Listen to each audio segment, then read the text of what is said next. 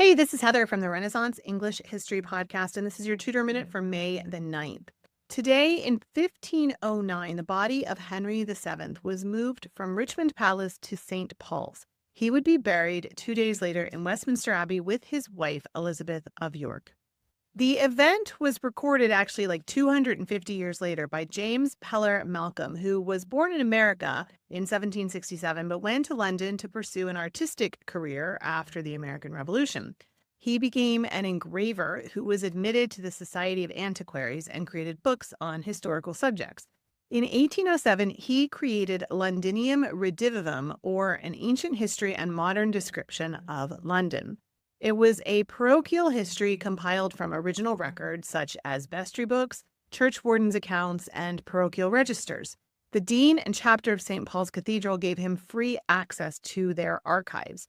The work is accompanied by 47 engraved plates, and he writes, on the 9th of May, 1509, the body of Henry VII was placed in a chariot covered with black and cloth of gold, which was drawn by 5 spirited horses, whose trappings were of black velvet adorned with cushions of gold. The effigies of his majesty lay upon the corpse, dressed in his regal habiliments. The carriage had suspended on its banners of arms, titles, and pedigrees. A number of prelates preceded the body, who were followed by the deceased king's servants.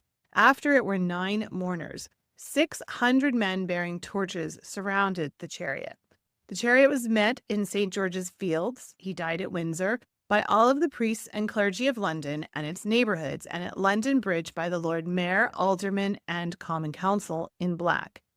To render this awful scene sublimely grand, the way was lined with children who held burning tapers, those with the flashes of great torches whose red rays darting in every direction upon glittering objects, showing the solemn pace, uplifted eyes, and mournful countenances, must have formed a noble picture.